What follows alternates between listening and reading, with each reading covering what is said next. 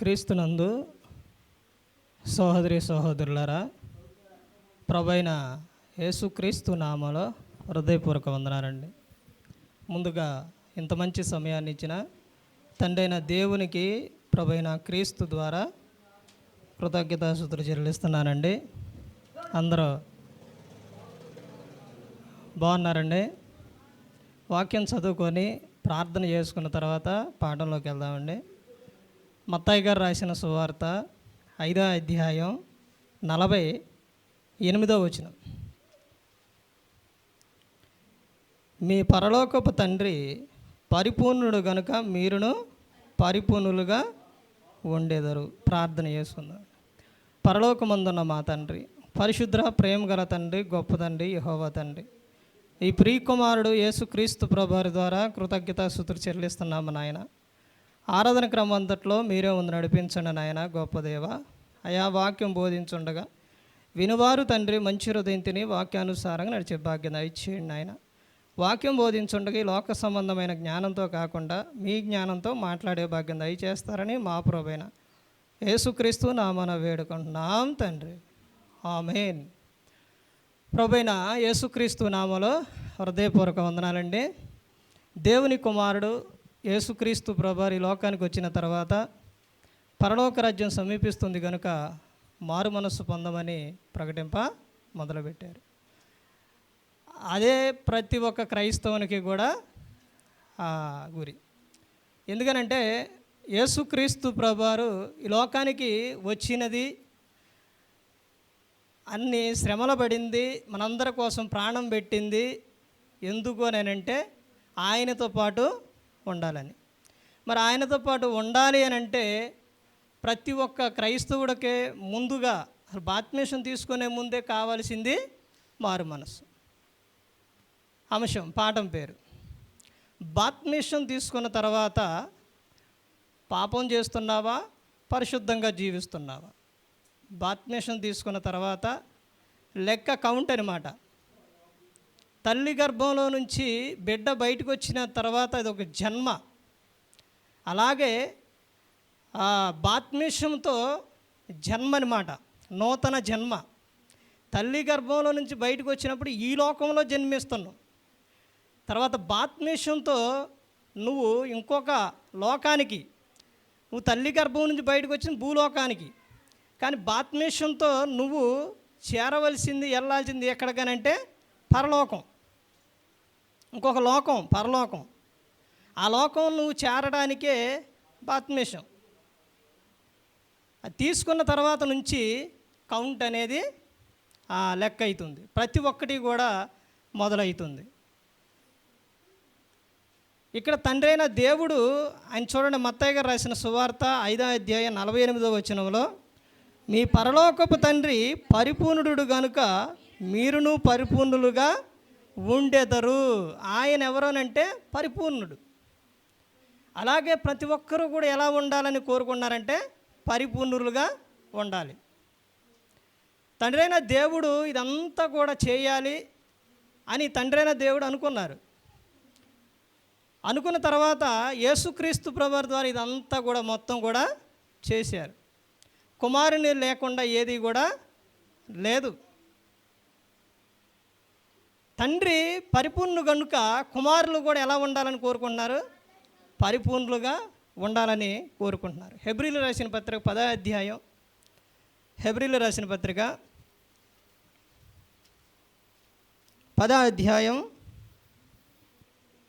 10వ వచనం, యేసుక్రీస్తు యొక్క శరీరము ఒక్కసారియే అర్పింపబడుట చేత ఆ చిత్తమును బట్టి మనము పరిశుద్ధపరచబడి ఉన్నాము. మనం ఎలా ఉన్నాము అని అంటే పరిశుద్ధపరచబడి ఉన్నాము. అది ఎవరి ద్వారా? యేసుక్రీస్తు ప్రభువారు ద్వారానే. పాపంలో ఉండాలని, పాపంలో జీవించాలని దేవుడు కోరుకోలేదు. మనందరం కూడా, ప్రతి ఒక్కరు కూడా ఈ భూమి మీద పరిశుద్ధులుగా ఉండాలి. ఆ పరిశుద్ధత ఎలా వస్తుంది అని అంటే యేసుక్రీస్తు ప్రభువారి ద్వారానే వస్తుంది. తర్వాత ఇంకా విషయం చూస్తే అపోస్తలుడైన పౌలు గారు రోమీయులకు రాసిన పత్రిక 5వ అధ్యాయం అపోస్తలుడైన పౌలు గారు 5వ అధ్యాయం 21వ వచనం, 20-21 కలిసి ఉంటాయండి. మరియు అపరాధము విస్తరించున్నట్లు ధర్మశాస్త్రం ప్రవేశించెను, అయినను పాపము మరణమును ఆధారము చేసుకొని ఎలాగూ ఏలినో అలాగే నిత్య జీవము కలుగుటకై నీతి ద్వారా కృపయు మన ప్రభువైన యేసుక్రీస్తు మూలముగా ఏలు నిమిత్తం పాపం ఎక్కడ విస్తరించును అక్కడ కృప అపరిమితముగా విస్తరించును. పాపం ఎక్కడైతే విస్తరిస్తుందో కృప కూడా అక్కడ విస్తరిస్తుంది అని చెబుతున్నారు. ఇవన్నీ కూడా ఎవరి ద్వారానంటే నిత్య జీవం కలుగుటై నీతి ద్వారా కృపయు మన ప్రభువైన యేసుక్రీస్తు మూలముగా, యేసుక్రీస్తు ప్రభువు ద్వారానే పరలోకం అనేది చేరగలుగుతుంది. దేవుడు కోరుకున్నదే పరిశుద్ధులుగా ఉండాలని. యేసుక్రీస్తు ప్రభువు చెప్పిన మాట, యేసుక్రీస్తు ప్రభువు చెప్పిన విషయాలు, తర్వాత ఏ సేవకుడైనా ఎవరైనా కానీ ప్రతి ఒక్కరూ కూడా ఆయన మాటలే చెబుతారు. సేవకులే కాదండి, దేవుడు కూడా యేసుక్రీస్తు ప్రభువు చెప్పినవి గుర్తు చేస్తారు. ఎవరు అనంటే పరిశుద్ధాత్మ దేవుడు. యేసుక్రీస్తు ప్రభువు ఏ అయితే చెప్పారో అవే పరిశుద్ధాత్ముడు మనకు గుర్తు చేస్తారు. ఎందుకనంటే ఆయన పరిశుద్ధుడు కనుక. దేవుడే గుర్తు చేసినప్పుడు సేవకులు గుర్తు చేయరండి, గుర్తు చేస్తారు, చెబుతారు. ఎందుకనంటే ప్రతి ఒక్కటి కుమారుని ద్వారానే దేవుడే గుర్తు చేస్తుండో. మరి సేవకులు ఎందుకు గుర్తు చేయరండి? సేవకులు గుర్తు చేయటమే కాదు, సేవకులు ఏడుస్తారు, బతిమాలుకుంటారు, ఎంతో తపన పడతారు, ఎంతో వేదన పడతారు. ఒక వ్యక్తిని మార్చాలని, ఒక వ్యక్తిని అగ్నిలో నుంచి లాగాలి అని ఎంతో తపన పడతారు.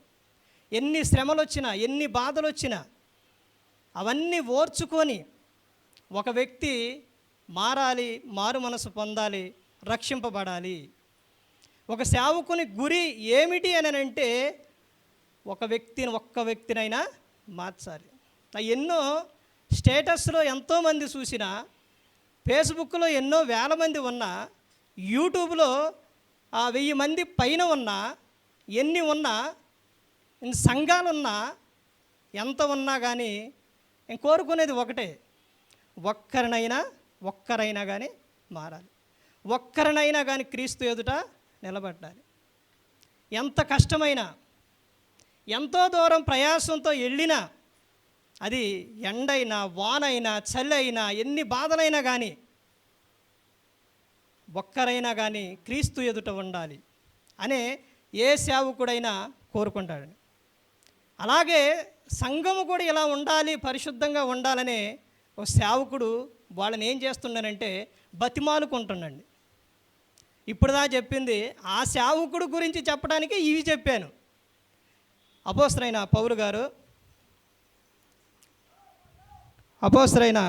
పౌలు గారు రోమిలు రాసిన పత్రిక 12వ అధ్యాయం 1వ వచనం నుంచి, కాబట్టి సహోదరులారా, పరిశుద్ధమును దేవునికి అనుకూలమునైన సజీవ యాగముగా మీ శరీరములను ఆయనకు సమర్పించుకొనుడని దేవుని వాత్సల్యమును బట్టి మిమ్మును బతిమాలుకొనుచున్నాను. ఇట్టి సేవ మీకు యుక్తమైనది. మీరు ఈ లోక మర్యాదను అనుసరింపక ఉత్తమమును అనుకూలమును సంపూర్ణమునై ఉన్న దేవుని చిత్తమేదో పరీక్షించి తెలుసుకొనినట్లు మీ మనస్సు మారి నూతన మొగటు వలన రూపాంతరము పొందుడే. పైనేమో బతిమాలు కొనుసున్నాడంట. ఏమని చెప్తానండి? ఇదిగో నాయన మీరు ఎలా ఉండాలి, ఆ సంఘానికి, రోమా సంఘానికి చెబుతాడు అపోస్తలుడైన పౌలు గారు. ఆ రోమా పట్టణానికి అక్కడున్న వ్యక్తులకు వాళ్ళకి చెబుతున్న విషయం ఏంటంటే, ఇదిగో నాయన మీరు ఎలా ఉండాలంటే పరిశుద్ధమును, మీరు పరిశుద్ధంగా జీవించాలి. దేవుడు పాపంలో ఉన్న వారిని ఆ పాపంలో నుంచి ఒక వ్యక్తిని రక్షించాలి, ఇదిగో ప్రతి ఒక్కరూ పరిశుద్ధంగా ఉండాలి అనే కోరుకుంటున్నా. ఆ సేవకుడు కూడా చెబుతున్న విషయం అదే. మీరు ఎలా ఉండాలనంటే పరిశుద్ధమును దేవునికి అనుకూలమునైన సజీవ యాగంగా మీ శరీరములను ఆయనకు సమర్పించుకొనుడి అని చెబుతున్నారు. మీరు లోక మర్యాదను అనుసరింపకూడదు. మీరు ఎలా ఉండాలి అని నేను కింద చెబుతున్నారనంటే, మీరు ఈ లోక మర్యాదను అనుసరింపక ఉత్తమమును అనుకూలమును సంపూర్ణమైన దేవుని చిత్తం మీద పరీక్షించి తెలుసుకున్నట్లు మీ మనస్సు మారి నూతన మొగుట వలన రూపాంతరము పొందుడి. రూపాంతరం పొందాలి అంటే గొంగళ పురుగు సీతాకోక చిలుక ఎలాగైతుందో అలాగే మీరు రూపాంతరము పొందాలి. అప్పుడు ఎలా ఉంటుందో తెలుసండి? ఒక్కరికి కాదండి సంతోషం, ఒక్కరికి కాదండి సంతోషం. ఎంతమందికి సంతోషమో తెలుసండి?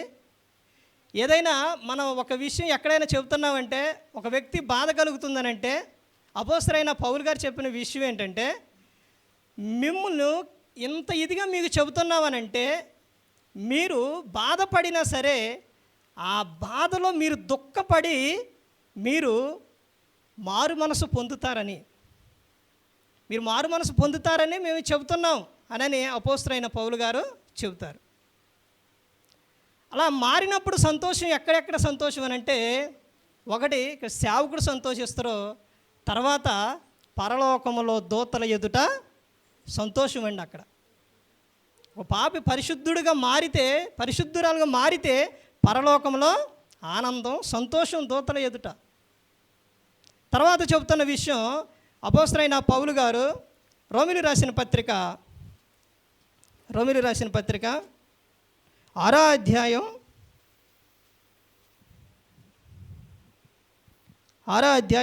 1-2 వచనాలు అక్కడి నుంచి చూడండి.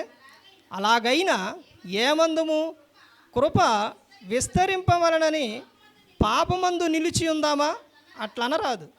పాపం విషయమై చనిపోయిన మనము ఇక మీదట ఎలాగూ దానిలో జీవింతుము. పాపం విషయమై ఏమైపోయినవండి? బాప్తిస్మం ఏమైపోయారు? చనిపోయారు. మరలా పాపంలో ఎలా జీవిస్తాం? అదే తర్వాత ఏమని చెబుతున్నారు? అట్లనరాదు. పాపం విషయమై చనిపోయిన మానవు ఇక మీదట ఎలాగూ దానిలో జీవింతుము. క్రీస్తు యేసులోనికి బాప్తిస్మం పొందిన మనమందరము ఆయన మరణములోనికి బాప్తిస్మం పొందితమని మీరు ఎరుగరా? కాబట్టి తండ్రి మహిమ వలన క్రీస్తు మృతుల నుండి ఎలాగూ లేపబడినో అలాగే మనమును నూతన జీవం పొందిన వారమై నడుచుకున్నట్లు మనము బాప్తిస్మం వలన మరణములో పాలు పొందుటకై ఆయనతో కూడా పాతి పెట్టబడితిమి. మనము కూడా బాప్తిస్మముతో క్రీస్తుతో కూడా పాతి పెట్టబడిన. మనం బాప్తిస్మముతో ఏమైపోయినామంటే చనిపోయి మరలా ఏమైనా తిరిగి లేచాం. ఎలాగనంటే యేసుక్రీస్తు ప్రభువారు యోహాను సువార్త 3వ అధ్యాయం 3వ వచనం నుంచి ఒకడు నీటి మూలముగాను ఆత్మ మూలముగాను జన్మించితేనే దేవుని రాజ్యంలో చేరతారు. అంటే నీటి మూలముగా అనగా బాప్తిస్మం, ఆత్మ మూలముగా అనగా మన మనసు మారటం.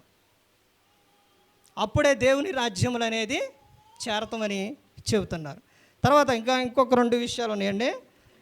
అపోస్తలుడైన చూడండి పేతురు గారు రాసిన మొదటి పత్రిక 1వ అధ్యాయం 14వ వచనం, నేను పరిశుద్ధుడనై ఉన్నాను గనుక మీరును పరిశుద్ధులై ఉండుడని రాయబడి ఉన్నది. కాగా మీరు విధేయులకు పిల్లలై మీ పూర్వపు అజ్ఞాన దశలో మీకుండిన ఆచరణను అనుసరించి ప్రవర్తింపగా మిమ్మును పిలిచిన వాడు పరిశుద్ధుడై ఉన్న ప్రకారం మీరును సమస్త ప్రవర్తన యందు పరిశుద్ధులై ఉండుడి. ఆయన పరిశుద్ధుడు. ఇప్పుడు ఈ మాటలు ఏమండి నేను కానీ లేకపోతే ఇంకొకరు కానీ ఇంకెవరైనా కానీ చెబితే అవి వినరు. ఎవరు చెబితే వింటారు అని అంటే ఎవరు చెప్పాలి? యేసుక్రీస్తు ప్రభువారు. ఆయన ఎవరు? పరిశుద్ధుడు. పరిశుద్ధుడు కనుక మన పిలిచిన ఆయన ఎవరు? పరిశుద్ధుడు. అలాగే ప్రతి ఒక్కరు కూడా ఎలా ఉండాలని కోరుకుంటున్నారంటే పరిశుద్ధంగా ఉండాలి. పరిశుద్ధత విషయంలో నేను ఒక గంగినేలో ఒక మెసేజ్ చెప్పానండి. దేవుడు పరిశుద్ధత విషయంలో ఆయన రాజీ అనేది పడడం. పరిశుద్ధత విషయంలో ప్రభువు రాజీ పడ్డావు. ఎందుకనంటే నువ్వు పరిశుద్ధంగా లేకుండా పరలోకం చేరండి. అంటే ఎలా ఉండాలంటే పరిశుద్ధులుగా ఉండాలి. ఇక్కడ చెబుతున్న వాక్యం అదేనండి. నేను పరిశుద్ధుడనై ఉన్నాను కనుక మీరును పరిశుద్ధులై ఉండుడని రాయబడి ఉన్నది. కాగా మీరు విధేయులకు పిల్లలై మీ పూర్వపు అజ్ఞాన దశలో మీకుండిన ఆశను అనుసరించి ప్రవర్తింపగా మిమ్మును పిలిచిన వాడు పరిశుద్ధుడై ఉన్న ప్రకారం మీరును సమస్త ప్రవర్తన యందు పరిశుద్ధులై ఉండుడి. ఏ ప్రవర్తన అండి? కొంచెం కాదండి. అక్కడ అపోస్తలుడైన పౌలు గారు ఏమని చెప్పారు? సజీవ యాగముగా మన శరీరాలను ఆయనకు సమర్పించాలని చెప్పారు. ఏనేమో కొంచెం కొద్దుగుంటే చాలు. మీ ప్రవర్తన మొత్తం వద్దులే, కొంచెం ఉంటే చాలని అనంట పేతురు గారు అనలేదండి. సమస్త ప్రవర్తన యందు మీరు పరిశుద్ధులై ఉండుడే అని చెబుతున్నారు. తర్వాత చివరిగా చూడండి, ప్రకటన గ్రంథం 3వ అధ్యాయం. ప్రకటన గ్రంథం 3వ అధ్యాయం 19వ వచనం చూడండి. నేను ప్రేమించు వారిని అందరినీ గద్దించి శిక్షించుచున్నాను గనుక నువ్వు ఆసక్తి కలిగి మారు మనసు పొందుము. నేను మిమ్మల్ని అందరినీ ఏం చేస్తున్నా? గద్దిస్తున్నా. ఆ గద్దించే ముందు నేను మిమ్మల్ని ఏం చేస్తున్నా? ప్రేమిస్తున్నా. యోహాను గారు రాసిన సువార్త 3:16 దేవుడు లోకమును ఎంతో ప్రేమించారు.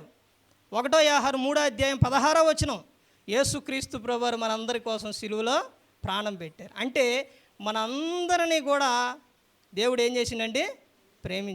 ప్రేమించిండు కాబట్టి ఏం చేస్తుండ? మనలను గద్దిస్తున్నారు. ఎందుకు గద్దిస్తున్నారనంటే అందరూ కూడా అంతటను మారు మనసు పొందాలని.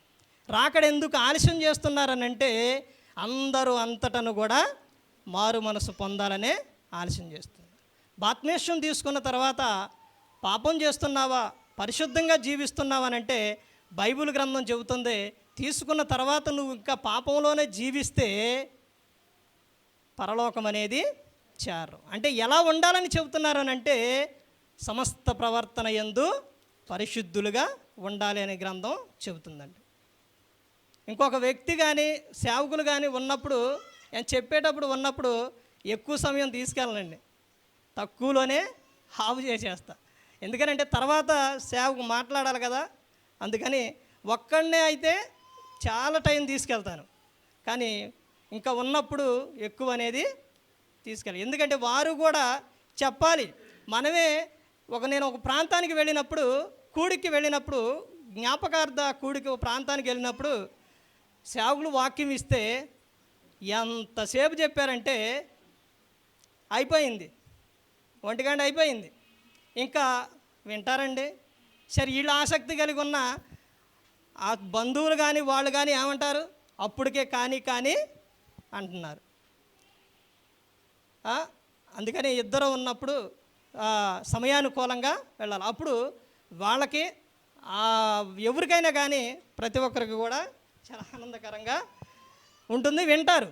అందుకని ప్రతి ఒక్కరు కూడా ఈ లోకంలో ఎవరైనా భూమి మీద ఉన్న ప్రతి ఒక్కరు కూడా పరిశుద్ధులుగా ఉండాలి, పరలోకం చేరాలనే యేసుక్రీస్తు ప్రభువు అందరి కోసం సిలువలో తన ప్రాణాన్ని పెట్టారు, మనందరి కోసం మరణించారు.